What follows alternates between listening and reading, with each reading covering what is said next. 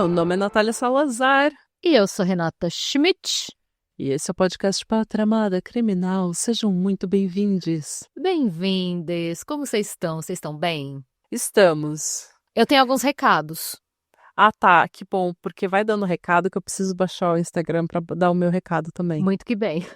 Eu quero agradecer, gente. A gente recebeu 3 Pix nesses últimos dias. A gente recebeu... sim. Então eu quero agradecer a Beatrice Pinola Lovise, o Rafael Henrique dos Santos e o Matheus Raposo. O Matheus mandou um e-mail super legal pra gente. Ele mandou um recado pra gente dar. Eu quero dar esse recado, tá? E o recado é: Ashley, minha companheira e amor da minha vida.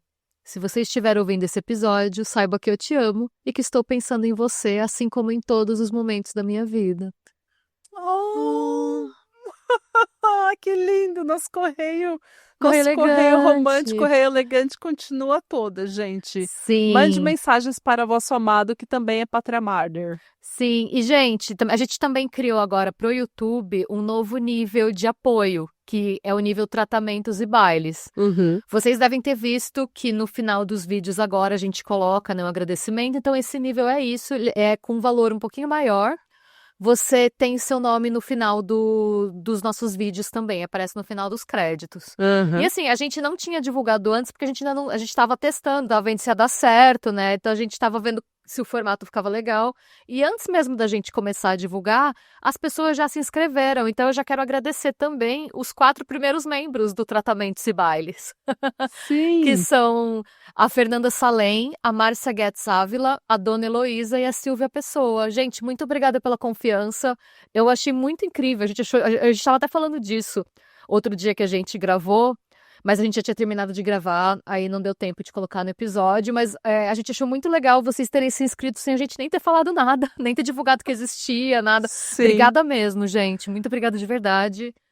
Então, era isso que eu tinha de recados. Só agradecer. Muito obrigada mesmo.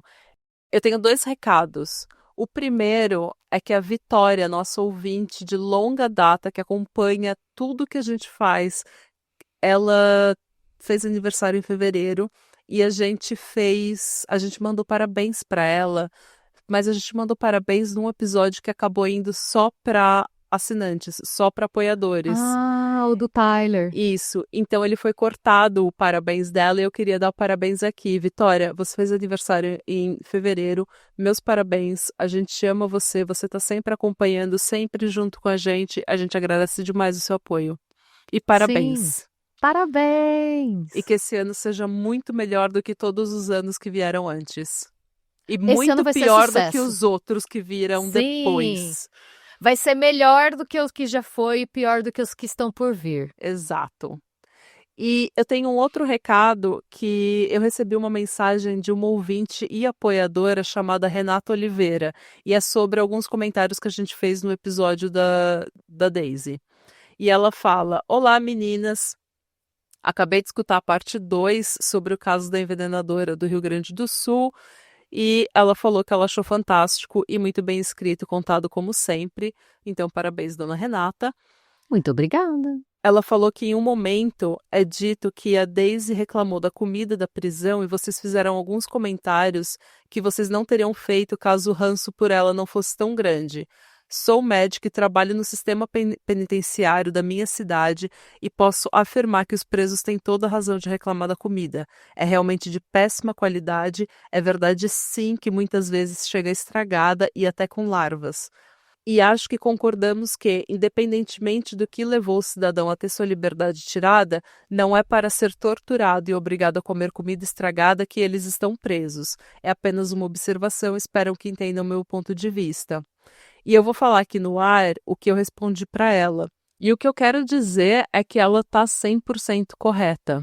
Eu e a Renata acreditamos que os direitos humanos de uma pessoa devam sim ser respeitados, mesmo quando essa pessoa faz uma coisa horrível.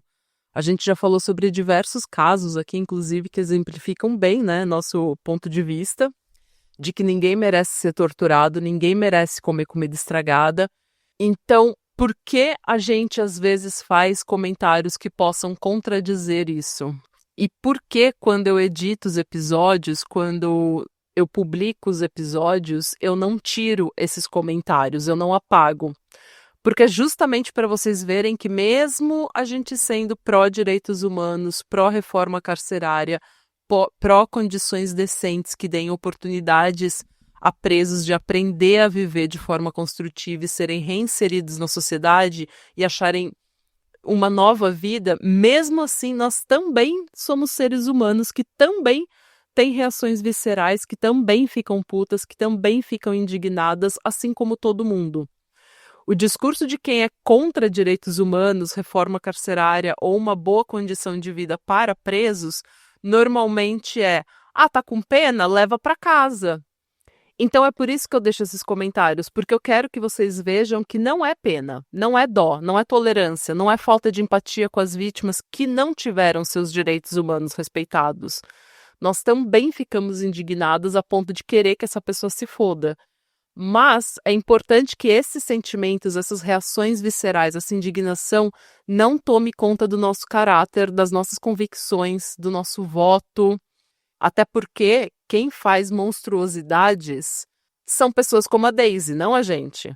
Então eu vou continuar deixando essas reações indignadas aqui, porque eu quero mostrar que nós também as temos, apesar de não acreditar que esse discurso vá levar a um sistema de justiça mais justo.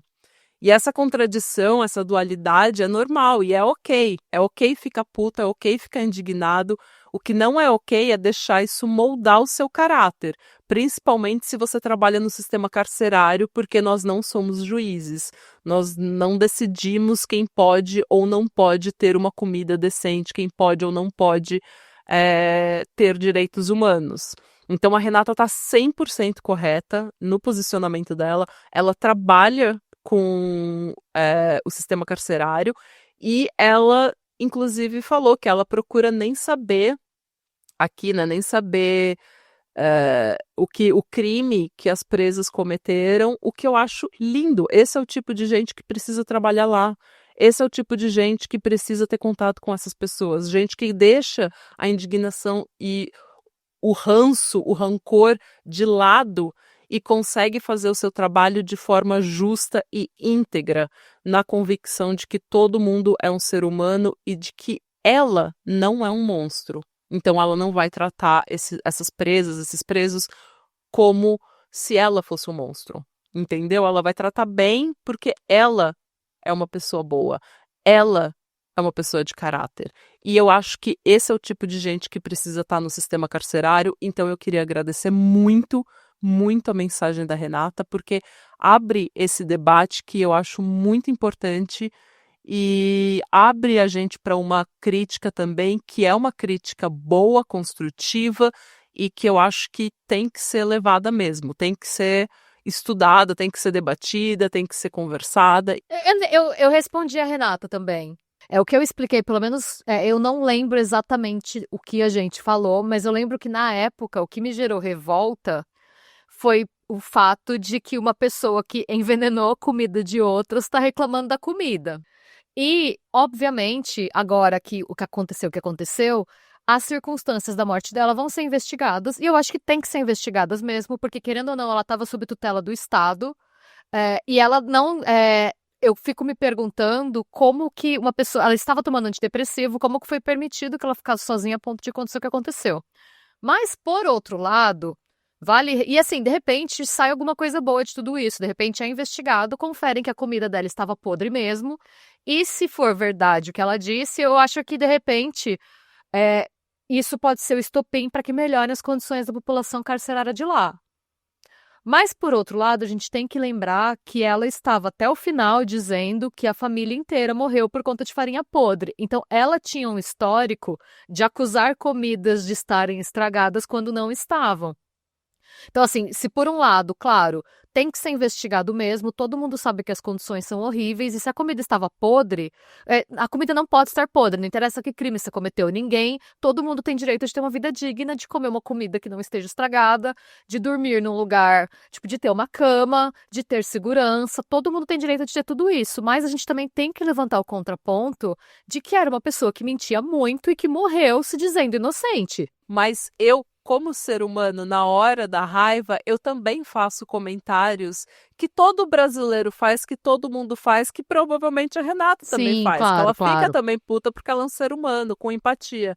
Então, é óbvio que a gente fica com raiva, mas isso Claro, não claro. significa que você vai apoiar sistemas de tortura ou que você vai votar para pessoas que não defendem direitos humanos ou que você vai militar contra a melhora da vida da população carcerária. É isso, gente. Até porque a gente não é juiz.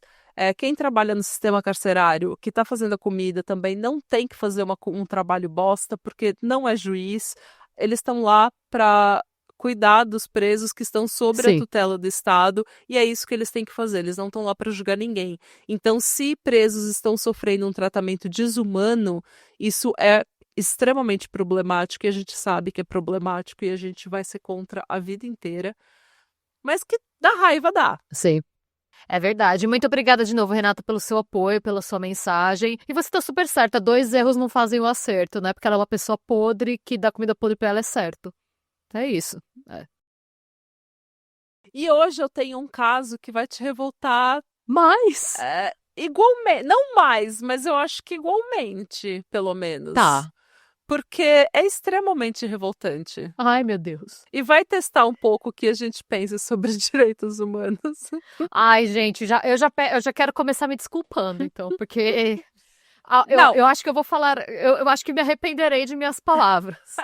Já começo me desculpando pelo. Como é que é? Eu vou fazer que nem o menino Ney, né? Que nem o malaco Ney. É saudades do que a gente não viveu ainda. Me perdoe pelo que eu não falei ainda. bom, hoje, Renata, a gente vai para uma cidadezinha chamada Spalding, no condado de Lincolnshire, no leste da Inglaterra. Essa é uma cidadezinha com cerca de 31 mil habitantes. Não é uma cidade rica, mas as pessoas são descritas como unidas e despretensiosas. É uma cidade conhecida pela Parada das Flores, que era uma parada anual que durou até 2013 e celebrava a produção de tulipas da cidade. O que eu achei, aliás, eu vi fotos da parada e eu achei muito vibes. E foi nessa cidade, nessa cidadezinha, no sovaco da Inglaterra, Sovaco da Inglaterra. que em 2016 um crime extremamente violento e sem sentido aconteceu. E o crime foi o assassinato de uma mulher chamada Elizabeth Edwards, de 49 anos, e de sua filha Kate Edwards, de 13 anos, enquanto elas dormiam. Ah, já tô puta. E quem era Elizabeth? A Elizabeth era uma mãe solo. Ela criava sozinha as filhas Kim Edwards, de 14 anos, e Kate, de 13 anos. E ela também tinha uma outra filha de um outro relacionamento, a Mary, mas a Mary não morava com elas. Ela trabalhava na cantina de uma escola primária e era parte ativa da comunidade, voluntariando em uma loja de caridade e também com o teatro e coral infantil da igreja. E segundo o reverendo Michael Cheshire,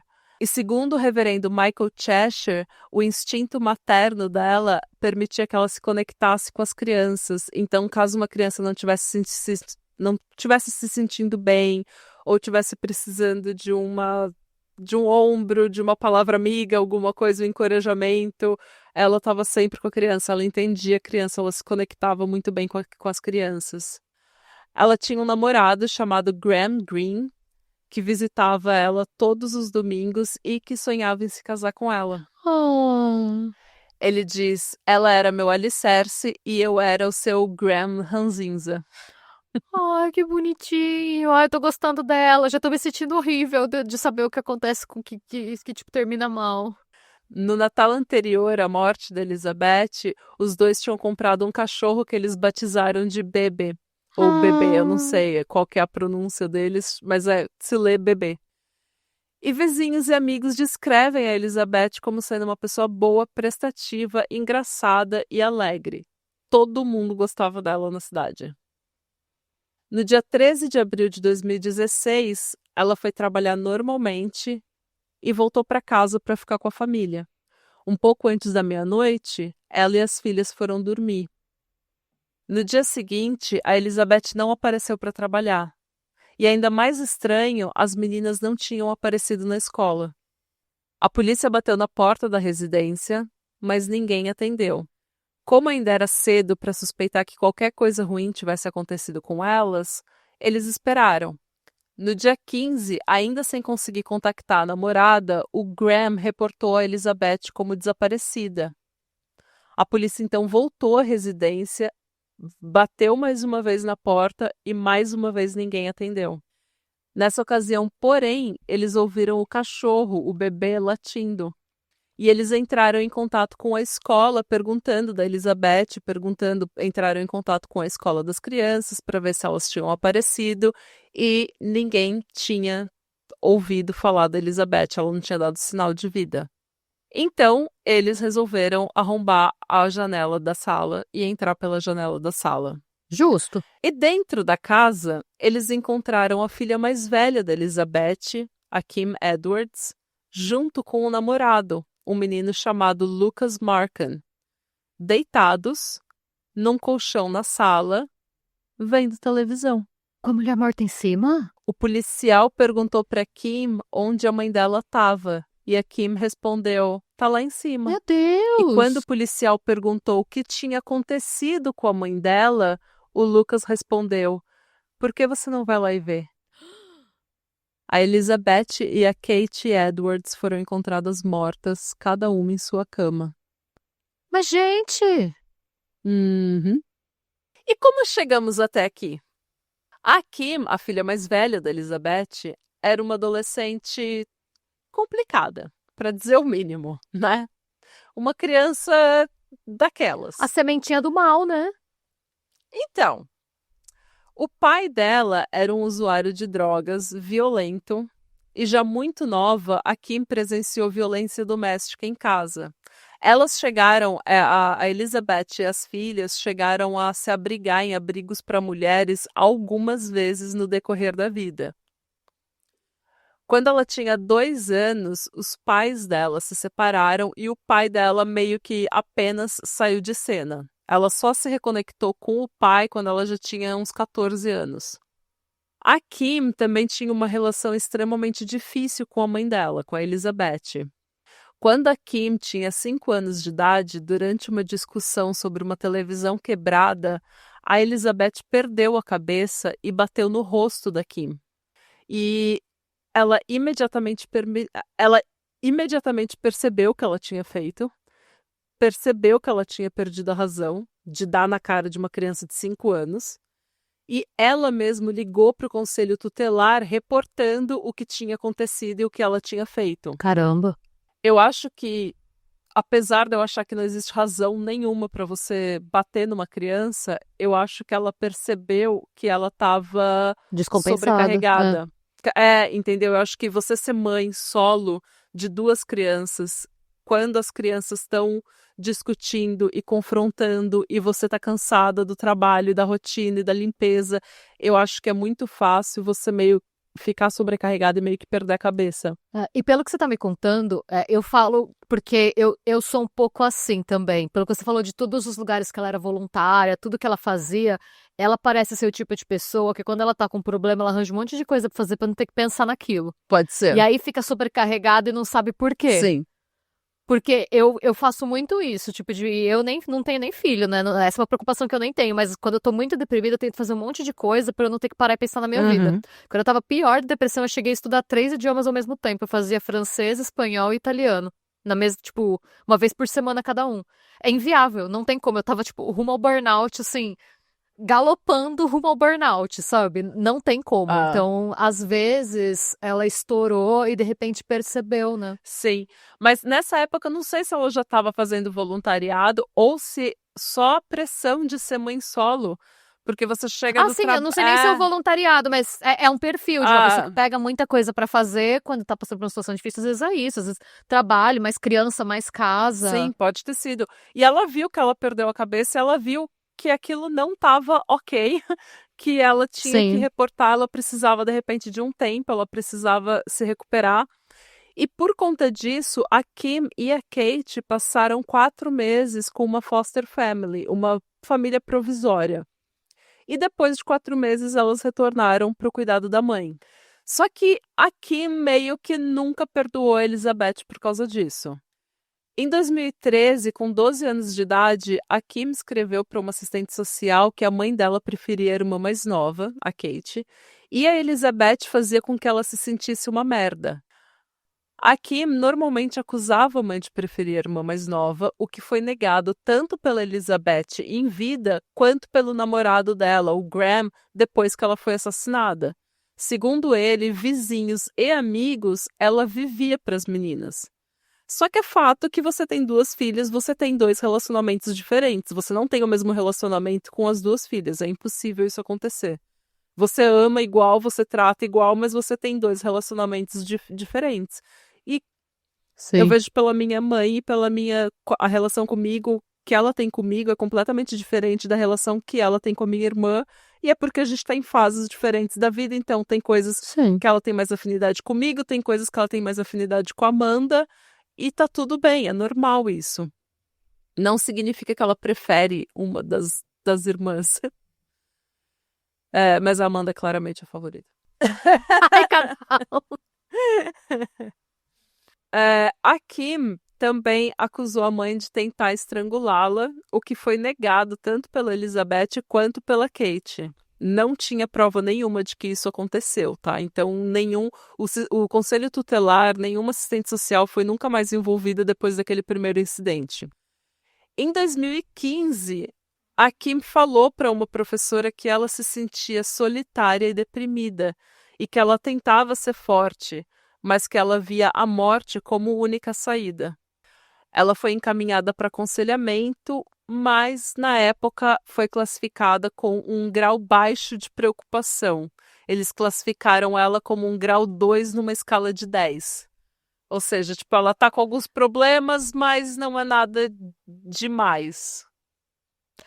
É uma escola Amanda Taylor de pessoas que o sistema de saúde falhou com, né? Então, e daí fica muito difícil saber se o sistema de saúde, o sistema educacional ou de saúde realmente falhou com ela, de não perceber que ela estava realmente extremamente solitária e deprimida e suicida, ou se eles viram que tudo que ela estava falando era mentira. Ah, A tá. gente não sabe, porque a gente vai ver que a Kim não é a pessoa mais confiável da face da Terra.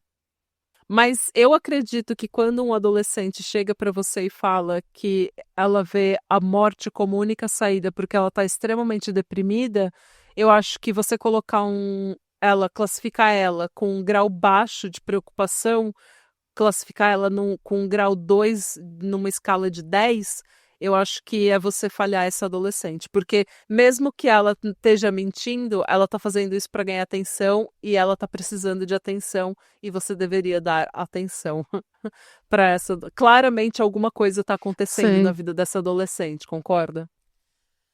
Para a polícia, depois dos assassinatos, a Kim também disse que a mãe dela normalmente dizia que a Kate era um anjinho, enquanto a Kim era um desastre desde o primeiro dia. Segundo ela, Elizabeth também dizia que se elas tivessem crescido com o pai, a Kim seria a favorita dele. O que vamos lembrar, o pai dela era um usuário de drogas violento, que não estava em cena porque ele era abusivo com a mãe dela. Então, ser comparada com o pai deve ser. Mas, de novo, a gente não sabe o grau real, de verdade. Né? Porque é fácil ela falar essas coisas, sendo que a mãe dela não pode se defender mais, né? Exato. Bom, quando ela tinha 13 anos, a Kim estava na escola, numa aula de inglês, e ela viu um menino chamado Lucas Markham jogar uma cadeira do outro lado da sala. Ele apenas arremessou uma cadeira para o outro lado da sala. Mais tarde, eles se conheceram de verdade, começaram a conversar e não demorou nada, eles começaram a namorar. Ela viu aquele arremesso de cadeira e falou, yes. Falou, Tatena, não! Não resisti, foi mal. É a nova fanfic, sabe Selena Gomez e Faustão? Sim. Datena, não! Essa foi a melhor piada. Às vezes, na calada da noite, eu ainda ouço. Datena, não. Ai, gente, desculpa, foi só pra quebrar o clima de tensão, porque eu já tô ficando revoltada com essa menina mimada aí. Gente, e quem era o Lucas, o arremessador de cadeiras? O Lucas, assim como a Kim, ele nasceu em 2001. Eles eram extremamente jovens. Gente, essa galera dos anos 2000 fazendo umas barbaridades. Então, e assim como a Kim, o pai dele era um bêbado violento e ele presenciou violência doméstica desde muito jovem. Quando ele tinha 4 anos de idade, a mãe dele morreu de leucemia, com apenas 29 anos. E ele passou por uma série de famílias temporárias, né, famílias provisórias, até ir morar com uma tia, com quem ele ainda morava em 2016, quando os crimes aconteceram. A tia também tinha problemas em controlar o comportamento do Lucas, já que ele era agressivo, quebrava as coisas dentro de casa e frequentemente brigava com o irmão mais novo. E, brigava de, rolar no chão, brigar mesmo, briga física. O Lucas também tinha, em algumas ocasiões, se cortado como automutilação. Então, ele claramente era uma criança que estava sofrendo com algum tipo de depressão ou algum tipo de... Ele estava com algum problema. Ah, mas também ele passou por muito mais coisa no começo da vida do que muita gente passa a vida inteira, né? Exatamente. Os dois passaram, né, por muita coisa que eles não mas por outro precisavam ter lado, tem um passado. monte de gente que passa por muito mais coisa e não faz o que eles fizeram. Então, Exato. Enquanto a Kim era popular e engraçada e vista como uma pessoa legal e simpática, o Lucas era um lobo solitário. Ele era um bully agressivo que tinha dificuldade de se enturmar. E uma amiga da Kim compartilhou uma série de mensagens que ela compartilhou no Facebook, uma série de screenshots de mensagens que o Lucas tinha escrito para ela, chamando ela de puta, vadia, retardada, idiota, coisas absurdamente horríveis, assim, do nada. Aparentemente, aliás, não existe motivo nenhum para chamar qualquer pessoa dessas coisas, então eu não sei qual seria o motivo que ele achou que seria aceitável escrever isso para uma colega de escola. Uma vizinha deles descreve ele como um demônio, sempre procurando problema. Ela diz que talvez tenha sido isso que a Kim achava atraente. Para Kim, todo mundo era chato, mas ele era um rebelde. Então ele era o bad boy dela. E, mana, eles ficaram obcecados um pelo outro. Quando eles começaram a namorar, eles não tinham nem 15 anos ainda e eles estavam obcecados. Eles imediatamente começaram um relacionamento codependente, daqueles em que você faz tudo junto, você sabe tudo um do outro, você passa todo o tempo possível junto. Eles ficaram inseparáveis. E eles tinham essa mesma vibe bosta, de achar que tudo era uma merda, de achar que a vida era uma merda e que eles eram solitários e rejeitados e coitados. Eles eram emos. E eles começaram a ter aquele relacionamento realmente tóxico, em que um ficava alimentando a depressão do outro para transformar o outro cada vez mais dependente do relacionamento, sabe? E eu não preciso nem dizer que a Elizabeth não aprovava o relacionamento, principalmente porque eles começaram a fazer sexo, imediatamente. Então, e era 2 crianças fazendo sexo. A Elizabeth viu Lucas como um menino disruptivo, controlador e possessivo, e as notas da Kim começaram a cair muito. Uma vez, a Kim apareceu com um olho roxo e um lábio inchado. E ela disse que foi um acidente no trampolim. Sabe esses trampolim que as crianças têm em casa? No pátio? Que sempre, aqui na Irlanda todo mundo põe e sempre sai voando quando venta. Não sei por que esse povo não prende os trampolins. Vocês sempre voam, sempre vê notícia dos trampolim voando, aí acerta um carro, aí cai prende na árvore. Prendam os trampolins de vocês. Mas era... Então, ela falou que foi um acidente no trampolim, mas suspeita-se que isso podia ter sido obra do Lucas. Um olho roxo e um lábio inchado não é obra de um trampolim, né? A menos que o trampolim tenha braços e só que você. De qualquer forma, o relacionamento dos dois ficava cada vez mais forte e cada vez mais codependente. Em outubro de 2015, os dois fugiram de casa, levando roupas, comida e uma barraca. Eles acamparam em algum canto e a Elizabeth ficou desesperada e uma busca policial completa foi feita na cidade. E, infelizmente ou felizmente, a polícia encontrou e retornou os dois às suas devidas casas. Por conta disso, a Elizabeth proibiu o Lucas de frequentar a casa dela.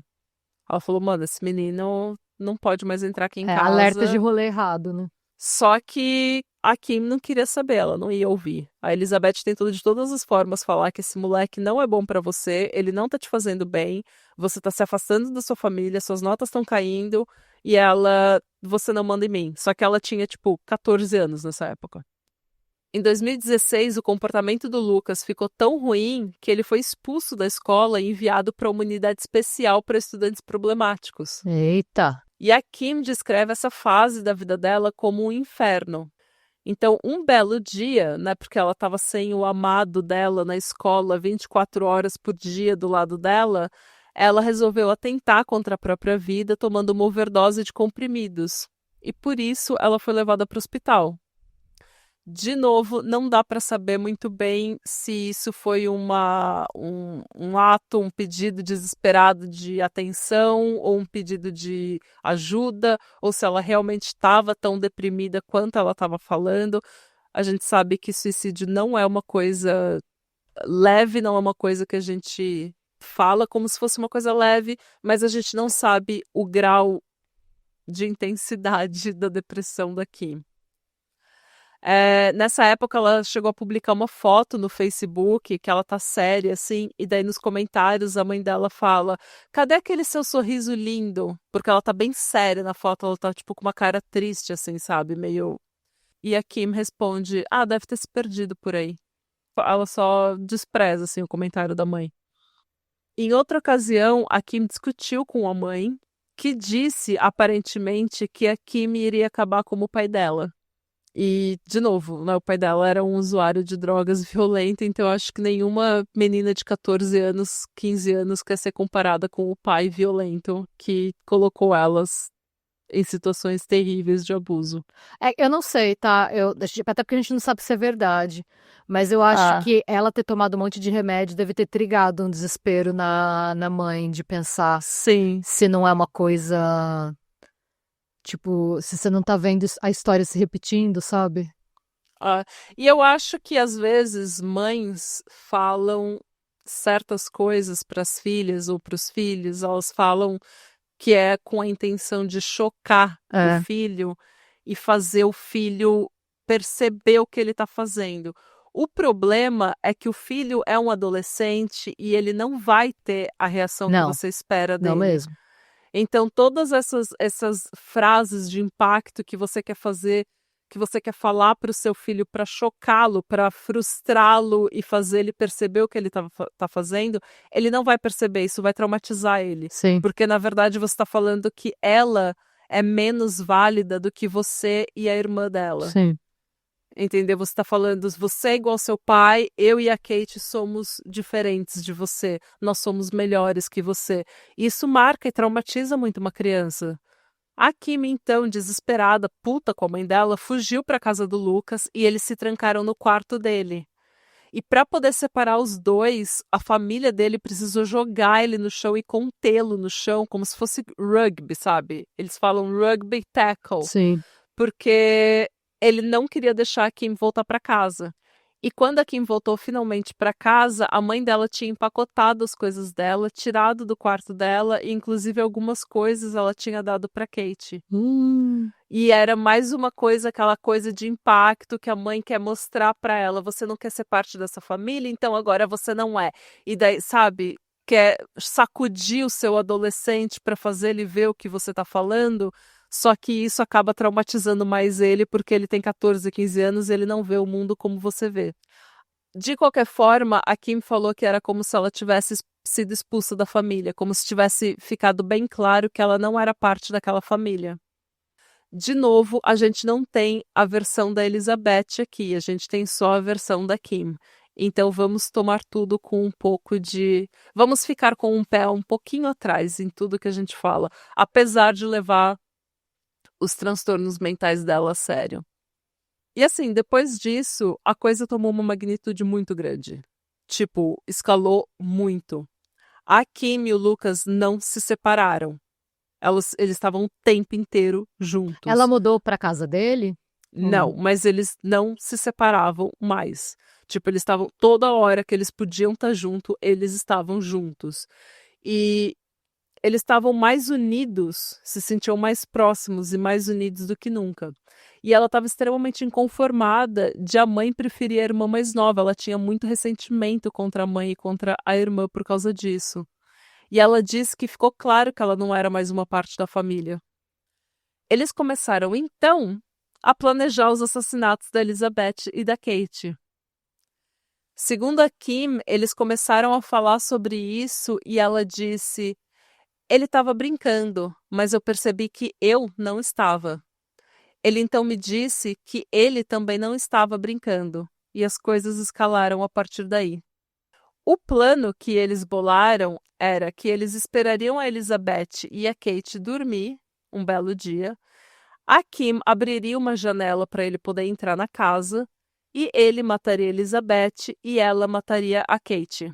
Eles tentaram colocar esse plano em prática 2 vezes, mas a Kim acabava dormindo e não abria a janela para ele entrar. Ai, gente. Então eles voltavam a planejar e eles, ao invés, né, de ver que era um péssimo plano, que eles tiveram tempo de ver que era um péssimo plano, eles voltaram a planejar e tentar num outro dia. E no dia 13 de abril de 2016, a Kim não dormiu. Ela ficou acordada e ela abriu a janela do banheiro para ele entrar na casa da família. Ele entrou e tirou 4 facas da mochila. Uma seria para ela usar na Kate. Só que, no último minuto, a Kim deu para trás. Ela disse que não conseguiria matar a irmã. Ela disse que ela jamais conseguiria fazer isso ela mesma. Que ela jamais conseguiria tirar as memórias e os sentimentos e a vida de uma pessoa. Eles então montaram um novo plano, onde o Lucas mataria as duas, esfaqueando suas gargantas de modo que a traqueia fosse perfurada para que elas não pudessem gritar. O Lucas então foi até o quarto da Elizabeth, montou em cima dela e fez exatamente o que foi combinado. Durante o ataque, a Kim, que estava escondida no banheiro, podia ouvir a mãe lutando e sufocando. Ela chegou a entrar no quarto e vê o Lucas segurando um travesseiro sobre a cabeça da Elizabeth. E tinha sangue por todos os lados. Claro, né? E detalhe, ela não entrou no quarto para ver como que a mãe dela estava ou para ver o que estava acontecendo com a mãe dela. Ela entrou no quarto para ver se ele estava bem. O Lucas então foi até o quarto da Kate e fez o mesmo com ela. A autópsia revelou que a Elizabeth sofreu 8 ferimentos, incluindo ferimentos nas mãos, o que sugere que ela lutou para se defender, e 2 desses ferimentos foram no pescoço. Eles atingiram a veia jugular e quase cortaram completamente sua traqueia. Tipo, ele quase cortou completamente a traqueia dela, de tanta força que ele usou. Ela não morreu instantaneamente, mas permaneceu viva por mais algum tempo durante o ataque. A Kate sofreu 2 ferimentos no pescoço. Ela morreu pela junção da hemorragia causada pelo ferimento e o sufocamento com o travesseiro, porque ele também usou o travesseiro para sufocar ela. A Kate, pelo menos, aparentemente morreu mais rápido. E depois dos assassinatos, eles tomaram um banho. A Kim colocou um pijama do Minions. Eles carregaram um colchão até a sala, onde eles deitaram, transaram, comeram sorvete e assistiram os filmes da saga Crepúsculo. Por causa dos filmes da saga Crepúsculo, que foi um detalhe tão sórdido, tipo, você acaba com a vida da sua mãe e da sua irmã, e daí você deita para ver Crepúsculo com seu namorado. Por isso, esses assassinatos ficaram conhecidos como os assassinatos da saga Crepúsculo. Nossa, essa mina consegue ser pior que a Suzane, né? Uhum. E eu acho que você ficar na casa. Tipo, nem a Suzane ficou na casa. Não. Entendeu? É isso que eu digo, tipo, você querer ficar lá, porque é um negócio que, assim... É mórbido, é horrível. Eu acho que mostra, tipo... eu não consigo, tipo, encontrar... nada justifica isso. Não, nada. É anormal. É absurdo. Eu acho que, tipo, qualquer pessoa com um mínimo de consciência, depois que você faz uma merda dessa, eu acho que o impulso natural é você querer se afastar o máximo possível dali, né? Sim. Nossa, eu tô horrorizando. Bem, os dois foram presos, obviamente, e eles imediatamente confessaram os assassinatos. Não tenho o que falar, e eles também não estavam. Eu não vou dizer que eles estavam orgulhosos, mas eles estavam bem nonchalando, assim. Eles estavam, não, fui eu que fiz, não tem problema, tá tudo ótimo. Eles estavam assim. É claro, 2 menores de idade, né, na Inglaterra, né? Eu acho que na cabeça deles não ia dar nada, né?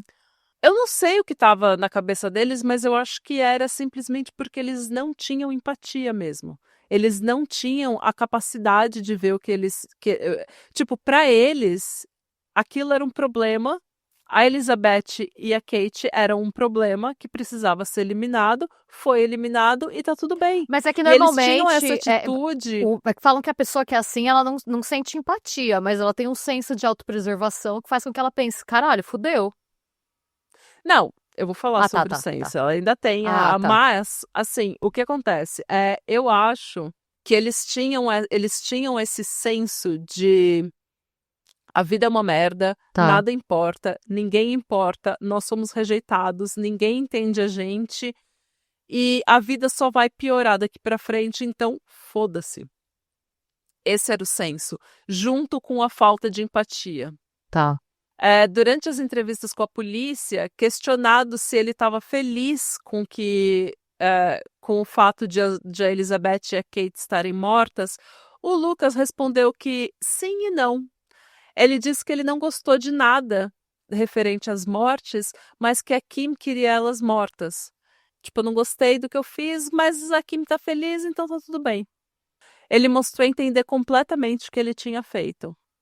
A Kim disse que sabia que o Lucas ia matar sua mãe e sua irmã naquele dia, e ela disse que o Lucas era a única pessoa que tinha dado ouvidos a ela, e ele não gostava de vê-la deprimida, por isso que ele fez o que ele fez.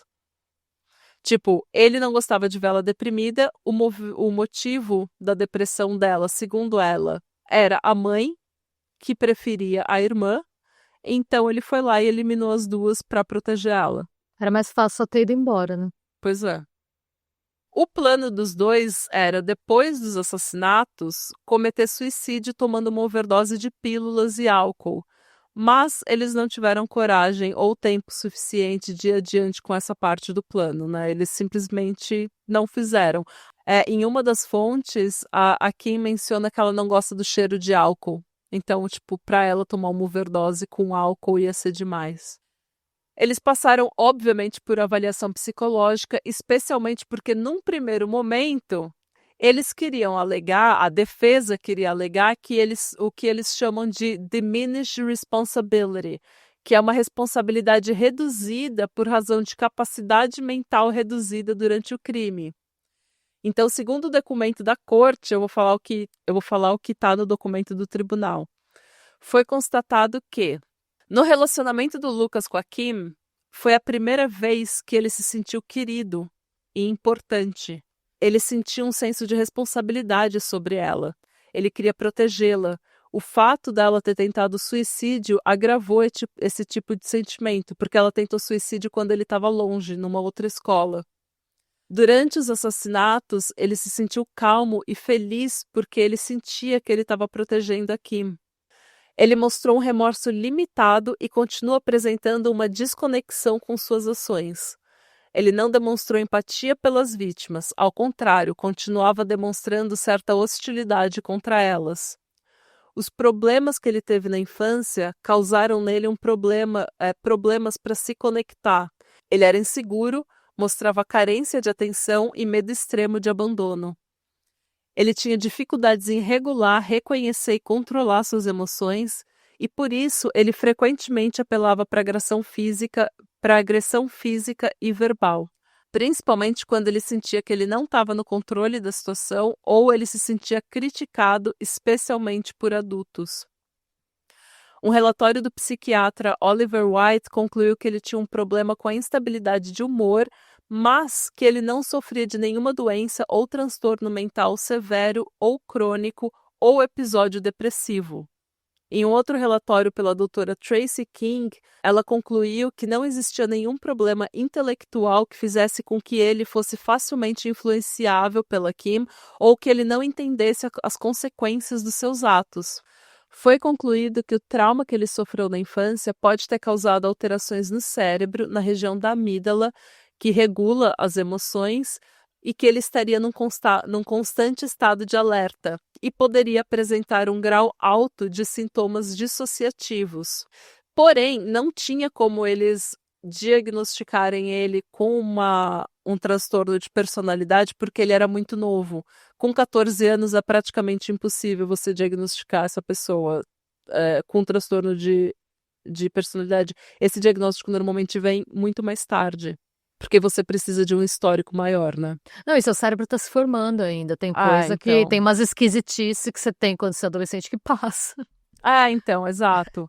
Então é difícil saber o que é esquisitice normal da adolescência. Isso, exato. Ou você realmente não ter noção das consequências porque você é um adolescente ou porque você não tem noção de consequência. Hoje já se sabe que o seu cérebro só está totalmente formado depois dos 20 anos, né? Na faixa dos 25.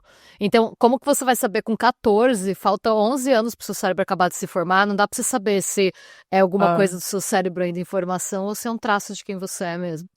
Exato. Já a Kim demonstrou um transtorno de adaptação e transtorno de apego ou vínculo.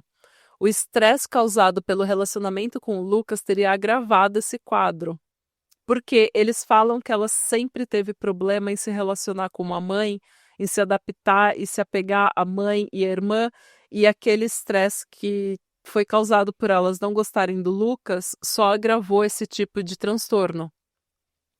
Segundo o Dr. Inandril Chakrabarty, e eu acho que eu estou destruindo esse nome porque eu não sei pronunciar. Eu também não. Ela era emocionalmente vulnerável e o seu transtorno mental afetava sua habilidade de pensar racionalmente e exibir autocontrole. O Dr. Philip Joseph, porém, concluiu que ela não estava sofrendo de nenhuma anormalidade mental causada por nenhuma condição médica e, portanto, não cabia a defesa de responsabilidade reduzida. Ela planejou os assassinatos, ela sentiu felicidade e satisfação durante e depois do assassinato da mãe e mostrou apenas algum remorso pela irmã. Foi notado também que ela se apresentava como calma e amigável, mas tinha dificuldade em regular suas emoções. Ela não demonstrou nenhuma empatia pelas vítimas e a evidência mostrava que ela nutria, na verdade, ódio por elas. Ela mostrava gostar de atenção e ter um senso inflado de autoestima e autoimportância, dizendo inclusive que ela pensava em escrever um livro sobre sua vida. Tipo, quem que quer ler sobre tua vida, Nersa? Que insuportável, sério. E ela também se sentia justificada em suas ações. Tipo, ela falou, sim, matei, mas matei porque ela preferia minha irmã. Matei porque ela não era boa comigo, porque ela jogou minhas coisas pra fora do meu quarto, porque... É tipo, matei, mas a vítima sou eu. Mas agora eu tô indo pra cadeia, então a vítima realmente da história sou eu. Cada um. Onde eu estou sendo responsabilizada pelos meus atos. Isso é um absurdo. Onde já se viu. Exato. E o que é mais, eu acho que o que é mais, assim, telling, o que mostra mesmo o tipo de personalidade dela, e por isso que eu tenho muita simpatia com a Elizabeth, eu não tenho muita simpatia com a tal depressão e pensamento suicida dela e tal, lá, é que com relação ao Lucas, que era o grande amor da vida dela, que ela dizia que eles deveriam ser cremados juntos e suas cinzas deveriam ser jogadas no lugar que eles frequentavam, no lugar favorito deles. Isso. Então, tá com bom. relação ao Lucas, ela mostrou pouco ou nenhum interesse nele depois da prisão. É claro, porque ele era um meio para atingir um fim. A partir do momento que ele fez o que ela queria que ele fizesse, ele perde o valor pra ela, exatamente. Ela é narcisista total, uma menina. É que não dá pra saber exatamente, ela tinha 14 anos, não dá, mas ao que tudo indica ser uma narcisista mirim, né? Sim. Ela disse que o Lucas fez a escolha de livre e espontânea vontade e que ele iria receber a pena adequada por isso. Nossa, que arrombada. Não posso falar isso, é uma criança, né? Mas é uma Nossa, criança que arrombada. lazarenta, né? É uma criança Que lazarenta. lazarenta. Tem criança que é boa, tem criança que é lazarenta, gente. Desculpa. Essa é uma criança lazarenta. É, ela é uma lazarenta mesmo. Entendeu? A gente vai receber uma mensagem da Renata de novo. Renata, desculpa. Mas ela vai estar certa de eu estar chamando uma criança de 14, 15 anos de lazarenta. Ela vai estar certa, mas eu vou chamar a criança de lazarenta. Ai, gente, é que é muito difícil você ouvir uma coisa dessa e ficar quieto e não ficar com raiva. Eu tô me segurando, tá? Eu acho que eu consegui. Eu tô que nem o Denis. É que vocês não estão vendo, gente. Vocês não estão vendo. Cada frase do meu roteiro, a Renata faz uma cara de que ela vai bater em alguém. Eu fecho mais a cara. Eu sinto que daqui a pouco a minha cara vai entrar pra dentro, sabe? Eu vou ficar só um queixo gigante, assim. Porque ela tá num bico só, desde que eu comecei a falar. Eu tô, sabe que nem o Denis de It's Always Sunny em Philadelphia, naquele episódio? Sim. Eu contive minha raiva por tempo suficiente. Eu tô tipo ele, assim, eu tô me contendo. O Denis é meu desalmado favorito. Dessa desalmada eu não gostei, não. Sim. Não aprovo essa desalmada, nessa lazarenta. Sim. Ai, gente. Na época do julgamento, eles tinham apenas 15 anos de idade. Eles eram tão jovens que os advogados dispensaram o uso de perucas e togas. No Reino Unido, você já viu... Eu não sei se vocês já viram, gente, mas eles usam umas peruquinhas e uma toga para todo o processo. É uma coisa bem brega. É que nem aquelas perucas brancas de Piratas do Caribe, sabe? Isso. Eles usam ainda. É bizarro, mas é real. É protocolo lá, é bizarro, mas eu acho que é para dar mais um senso de formalidade. Eu acho que é uma coisa... É que eu acho que deve estar numa lei super antiga que eles têm que usar e aí ninguém nunca mudou. Não sei se é por isso, tá? Uhum. Mas é mó engraçado entre aspas, né? Eu acho mó curioso, porque normalmente é proibido fotografar julgamento no Reino Unido, né? E aí o que eles mandam é ilustrador. E aí fica uma parada super vintage, porque todo caso britânico que você vê, na verdade o que eles divulgam são desenhos do julgamento com os juízes com as peruquinhas. Aí fica umas ilustrações, você fica, gente, então... de quando é esse caso, né? Tipo de 1630. Então, porque você vê lá os juízes com as peruquinhas, então dá pra ver melhor que são casos recentes, quando eles mostram, né, a pessoa julgada que tá com roupas modernas, mas só de ver os juízes, os advogados e tal, você não sabe que ano é aquele. Não. Mas então, eles eram tão jovens que eles dispensaram o uso de perucas e togas, eu acho que pra meio que... Ser menos intimidador, será? E pra eles realmente terem a oportunidade de ter um julgamento mais justo, menos intimidador mesmo, porque são duas crianças, na verdade, né? Lazarentas, mas crianças. A corte entendeu que as circunstâncias em que eles cresceram e os traumas pelo qual eles passaram eram extremamente graves e que isso tinha contribuído, sim, com a formação deles. Mas não aceitou a defesa de responsabilidade reduzida. Essa defesa caiu por terra e no dia 18 de outubro de 2016, a Corte Real de Nottingham o sentenciou à vida na prisão com um termo mínimo de 20 anos. Que é pouco, tá? Não, mas isso é o termo mínimo. Sim, mas tô dizendo para a gravidade do crime. Mas porque depois de 20 anos eles vão rever a pena, Sim. depois vão rever a pena, depois vão rever, e eles, na verdade, eles provavelmente nunca vão sair de lá. Nunca vão sair, eu acho que não também. Quer um fun fact? Eu tava vendo no documento do tribunal, né, no documento da apelação, eles descrevem a sentença como at her majesty's pleasure. É tipo, à disposição de sua majestade, que é tipo... é um termo jurídico que eles têm no Reino Unido que se refere à duração indeterminada de tempo de sentença. Então, você, Renata, você vai ficar na cadeia à disposição de sua majestade, ou à vontade de sua majestade, que significa que você vai prestar tempo até a corte, né, que representa a rainha, dizer que você não precisa mais servir tempo. Eu tenho uma dúvida, não sei, tipo, aí ouvintes advogados que têm alguma experiência com o direito penal britânico, e se, tipo, a coroa decide perdoar a pessoa mais cedo, a pessoa só sai? Quando Sim. tem esse termo? Tipo, Não, na antes verdade... de 20 anos, tipo, 2 anos o rei fala, solta, Então, pode mas sair? não é, Não sei. na verdade não, porque o rei, na verdade, é uma figura figurativa hoje em dia, né? Sim, mas você tem falando essa aqui frase, pela não é? Não, então, é Ah. porque falando pela Noruega, tudo que acontece no reino, né? Tudo que acontece no país é contra... É tipo, se você comete um crime e no documento da apelação tá escrito a Kim e o Lucas contra a rainha. A vítima é a rainha. Tá, Ou o rei, tá. né? Então, tudo, tipo, todos os... Eu lembro que Meu Deus. eu fiz um pequeno estágio de línguas num asilo aqui. E daí eu tinha que assinar um termo, né, de silêncio e tal. Um termo de privacidade, Confidencialidade, né? de confidencialidade, e estava escrito que era um termo que eu assinava com o rei, era um compromisso que eu assinava com o rei. É tipo, tem várias Meu coisas Deus, assim. não sabia. Quando você mora num lugar com o rei, tem várias coisas que você e o rei estão intimamente conectados. Como aqui é república, como eu estou na república, eu não sei, aqui a gente não passa por essas coisas, não. Então, aqui a corte chama Corte Real de Nottingham, e daí no documento está escrito na presença do juiz tal e do juiz tal, entre o Lucas Marken e a Kim Rose Edwards and the Queen e a rainha. Na época, a Betinha ainda era viva. Era Betinha. Agora ela é jazida. Mas então eu achei interessante isso, porque eu li que ela ia ficar at Her Majesty's pleasure, à disposição da sua majestade. Eu falei, nossa, que chique. É esquisito, não é? Que chique. À vontade de sua majestade.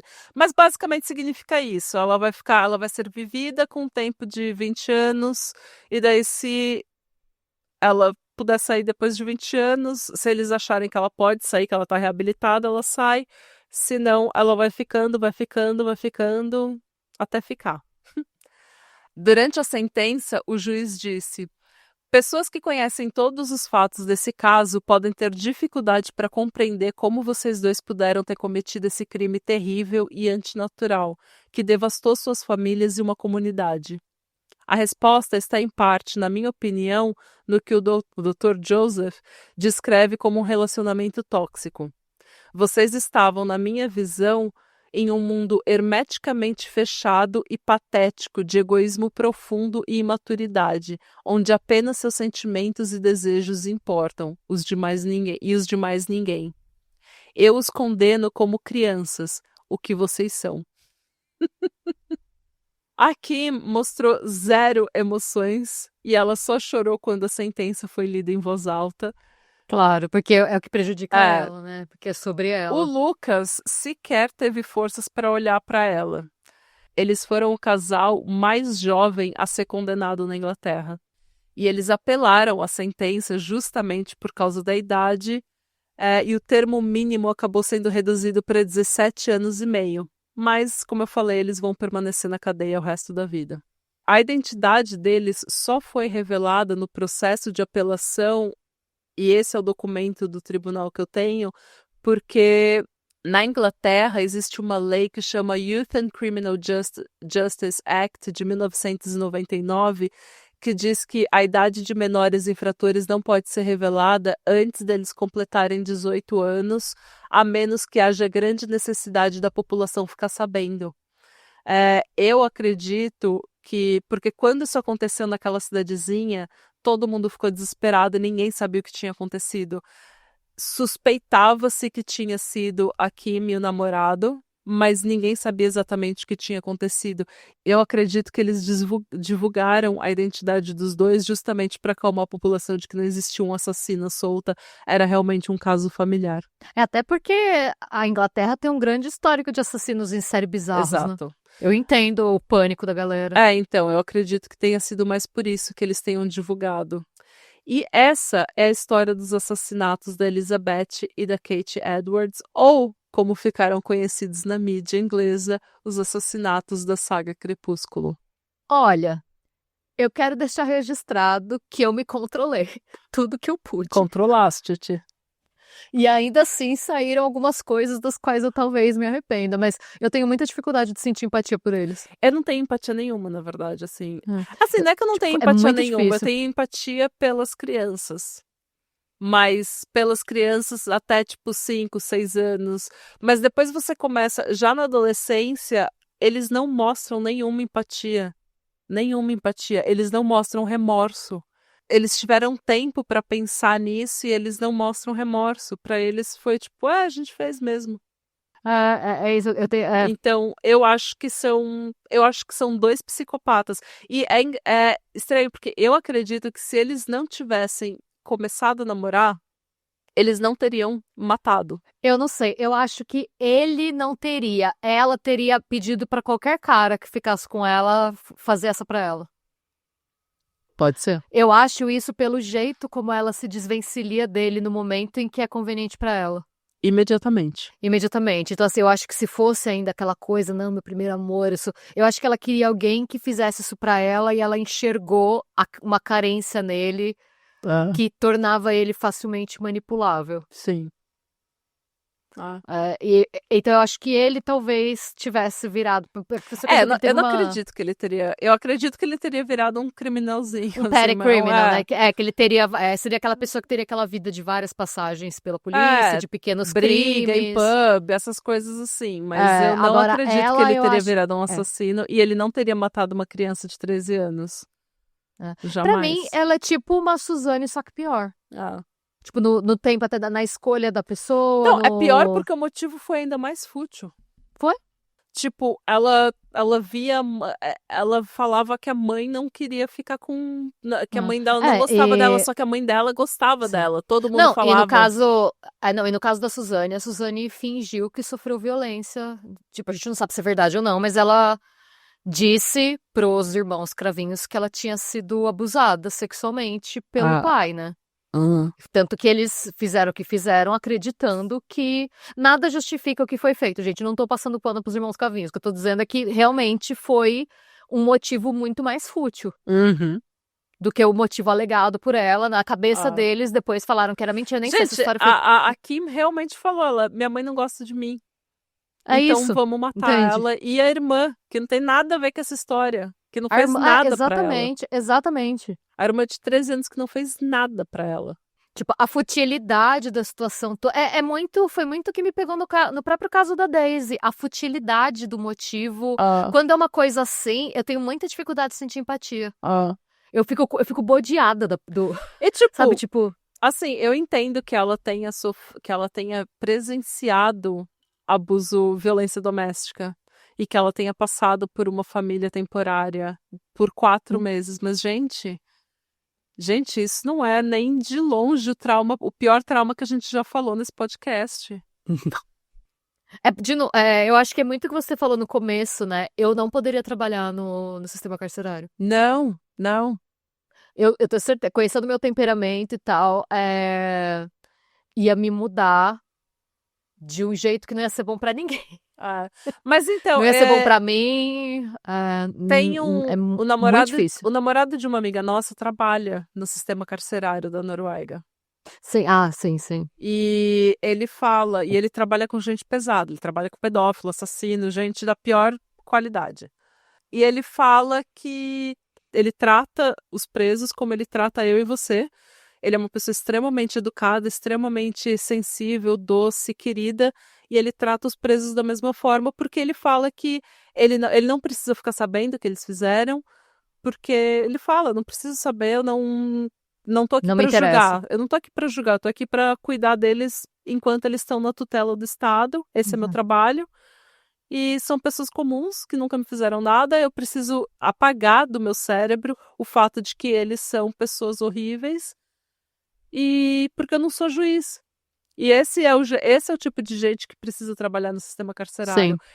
Se eu tivesse com o Breivik na cadeia aqui na Noruega, eu já tinha esquecido aquela cela aberta, meu bem, umas 3 vezes. É que também, né?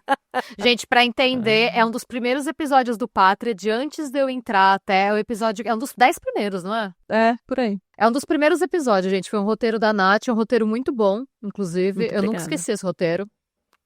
Nossa, Foi bem pesado fazer aquele roteiro. Mas é muito pesado. Ouça quando você estiver num dia bom, porque é bem difícil. Eu quero aproveitar e fazer uma militância, porque eu não conheço ninguém que trabalhe no sistema carcerário, mas eu li os 3 livros do Drauzio Varela, que são os da cadeia, né? Sim. O Carandiru, o Carcereiros e o Prisioneiras. E eu acho que quem trabalha no sistema carcerário tinha que ser melhor pago. Eu já quero aproveitar e deixar essa militância, porque eu acho que é um trabalho que é um trabalho extremamente necessário, um trabalho que precisa ser feito e que eu acho que as pessoas que trabalham com isso no Brasil são muito mal pagas pro trabalho que elas fazem. E não tem segurança. Não tem segurança. Tipo, tem uma rebelião, se você tiver um tio que é policial, você tá fudido. Você não tem segurança, você não tem condições boas de trabalho e você não é bem pago. Então, eu acho isso que no Brasil, na Noruega eu não sei como é. Na Noruega eu imagino que seja melhor pago, né? Porque não é tão bem pago quanto deveria, mas é bem pago. Então, mas eu acho que as pessoas que fazem esse trabalho deveriam ser devidamente pagas pelo serviço que elas prestam, que é extremamente importante. Fica essa militância aí. Mas dá raiva, gente. Dá raiva dessa gente. Não dá? Dá. A gente fala de um povo que dá raiva. E se você quiser continuar passando raiva, nós estamos aqui todas as segundas-feiras. Não esqueça que nós temos um canal no YouTube em que você pode passar raiva todos os domingos de manhã. Sim! E se você quiser passar muita raiva, assim, raiva extra, você vai na Aurelo ou no YouTube, você se torna apoiador, porque daí você tem mais episódio, mais horas de passação de raiva. Sim. Exato. Inclusive, o caso que acabou de sair para apoiador também é um caso de passação de raiva. É pior ainda, porque não tinha, Sim, gente. Motivos não existiram, eu tô numa vibe meio assassina de pai. Mãe, não tô tentando te mandar recados, tá? Tá tudo bem. Você tá numa vibe adolescente mimado. Tô numa vibe adolescentes que mataram os pais. E eu tô na vibe envenenadores. Envenenadores brasileiros. É isso. Vai entender, gente, né? Vai entender. A gente tem fases. A gente, sem saber, a gente entrou no tema mortes em família. Né? Nossa, é verdade, né? Sim, a gente cria, tá vendo? É tanta sinergia que a gente cria temporadas sem nem perceber. Exato. Olha que chique, né? E adolescentes que matam os pais, casais que matam juntos. Eu tenho casais que matam juntos vindo por aí. Eu tenho casais que matam juntos em família vindo por aí. Meu Deus!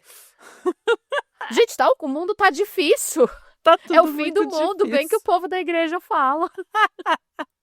E é isso, gente. Muito obrigada pela sua audiência, suculência e paciência. E desculpa alguma coisa. E sejam bons. E busquem conhecimento. E Hadebra. Slån. Tchau.